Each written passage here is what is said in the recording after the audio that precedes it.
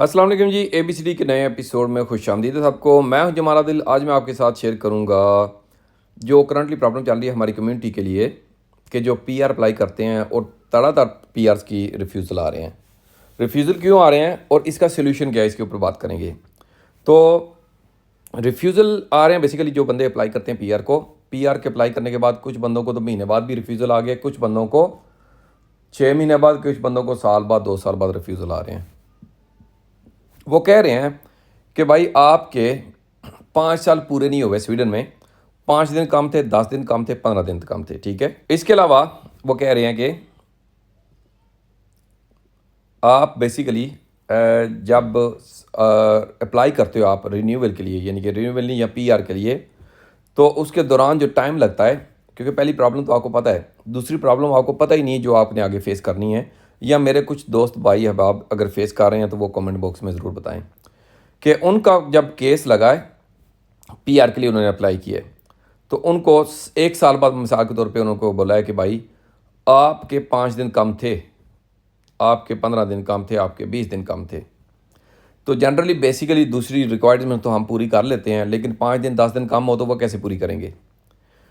तो अभी क्योंकि आपका मिसाल के तौर पे अभी अप्रैल का ख़ात्मा हो रहा है, तो अगर आपने अप्रैल 2023 में अप्लाई की थी, अगर आपको अप्रैल 2024 में कहते हैं कि आपका जो रेजिडेंस परमानेंट है, परमानेंट के लिए आपने जो एप्लीकेशन दी हुई है वो हम रिफ्यूज़ करते हैं 1 साल बाद कि आपके 5 दिन कम है। अगर आपके वो 5 दिन कम है, आपकी रिफ्यूज़ल आ गया है और आपको इसके अलावा 4-5 ऑप्शन देंगे कि आप मिसाल के तौर पे आप एक नया जो TRC है या 5 साल की एक्सटेंशन जो है, नई एप्लीकेशन दे दें, नया अप्लाई कर दें। अभी प्रॉब्लम बड़ी जो है, जो हमारे बंदे कंसिडर ही नहीं कर रहे, वो बड़ी प्रॉब्लम ये है कि ये जो 1 साल का गैप है, 2023 अप्रैल को अप्लाई की थी, 2024 को इन्होंने ये ऑब्जेक्शन लगाई है, तो कह रहे हैं कि नई एप्लीकेशन डाल दें। ये गैप जो है इसको कंसीडर नहीं कर रहे। जब आप TRC ले लेते हैं, नई 5 साल की एक्सटेंशन ले लेते हैं, अलग रहे चलो आपको मिल जाती है, तो फिर दोबारा अगर आप PR अप्लाई करेंगे दूसरे दिन, तो फिर दोबारा से ऑब्जेक्शन लगा देंगे ये जो पिछले वाला 2023 अप्रैल से 2024 अप्रैल के दौरान हमें नहीं पता कि आप यहाँ पे स्वीडन में थे या नहीं थे, क्योंकि आपका रेजिडेंस परमिट वैलिड नहीं था।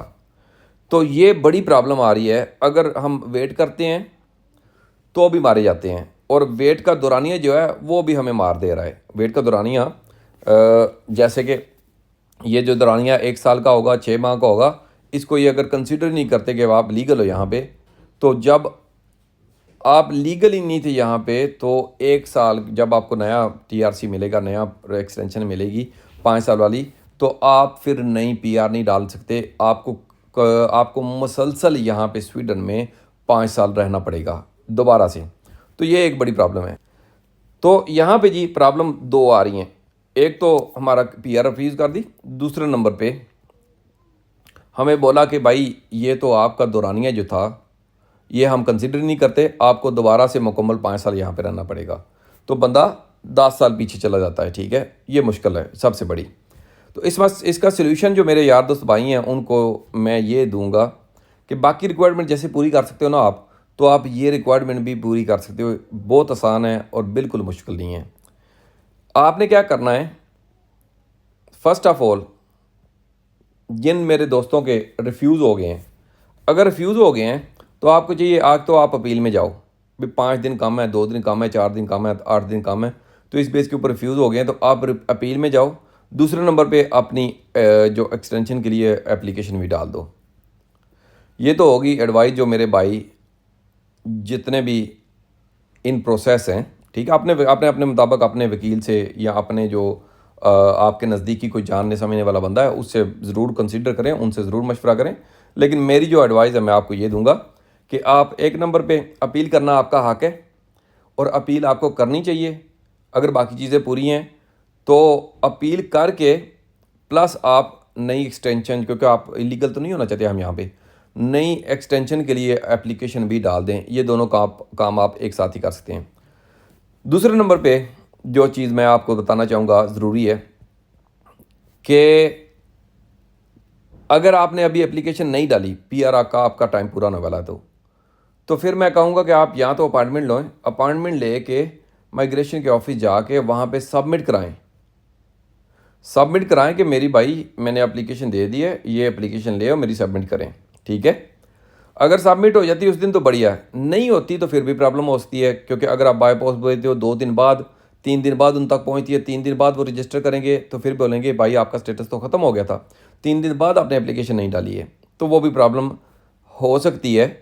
हम चाहते हैं कि ना प्रॉब्लम हो, तो उससे भी बेस्ट सोल्यूशन है दूसरे नंबर पे मेरे पास कि आप जितने भी बंदे यहाँ पे पीआर अप्लाई करने वाले हैं उनके पास बैंक आईडी है, परस्यून नंबर है, सब कुछ है, तो क्यों ना हम ऑनलाइन अप्लाई करें।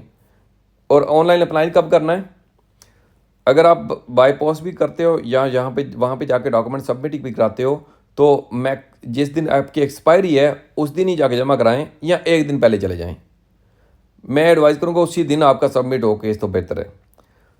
तो अगर आप घर में बैठ के करते हैं, सैटरडे संडे भी हो तो कोई इशू नहीं है, क्योंकि आपने घर में बैठ के एप्लीकेशन अप्लाई करनी है। डिस्क्रिप्शन में लिंक दे दूँगा, आप यहाँ पे आके ई सर्विस है for applying for a permanent residence card, यहाँ पे अप्लाई के ऊपर क्लिक करना, बैंक आईडी देनी है और आगे प्रोसेस शुरू हो जाना है। उन्होंने पूछना है आपका नाम, पता, आप ओवर 18 है, ये वो सब कुछ सारा प्रॉपर स्टेप बाय स्टेप आपने यहाँ पे एप्लीकेशन देनी है। तो ये सबसे बेस्ट है, क्योंकि आपके 5 साल पूरे हो जाएंगे। ठीक है, क्योंकि जो आपका यहाँ पे 5 साल का कार्ड मिलता है उसका उसने जिस दिन ख़त्म होना है, अगर आप उससे हफ्ता पहले डाल देते हो तो 5-6 दिन की वो ऑब्जेक्शन लगा देते हैं। तो सबसे बेस्ट है कि आप ऑनलाइन अप्लाई करें, और आज अगर मेरा एक्सपायर हो रहा है तो मैं आज ही अप्लाई करूं या एक दिन पहले कर लूं। ठीक है, इतना वक्फा करें, इससे ज़्यादा वक्फा ना करें, और इंशाल्लाह इसके रिज़ल्ट्स पॉजिटिव आएंगे। क्योंकि अगर आप पहले प्रिपेयर होंगे, जब आप जिस दिन आपके 5 साल पूरे हो गए हैं उस दिन अगर आप अप्लाई कर रहे हो, तो वो ये तो नहीं कहेंगे कि भाई 2 घंटे पहले आपने 2 घंटे नहीं कम थे, ऐसे तो नहीं कहेंगे। तो सबसे बेस्ट सोल्यूशन है, ई सर्विस मौजूद है, बैंक आईडी आपके पास है। अगर आपको मज़ीद हेल्प चाहिए तो मैं एक वीडियो बना दूंगा कि कैसे अप्लाई करनी है ऑनलाइन माइग्रेशन की वेबसाइट के ऊपर अपनी एप्लीकेशन परमानेंट रेजिडेंस परमिट के लिए। तो मज़ीद अगर मेरे पास कुछ हुआ तो मैं आपके साथ शेयर करूँगा। फ़िलहाल कितना था मिली वीडियो तक इजाज़त दें, फ़ी अमान अल्लाह।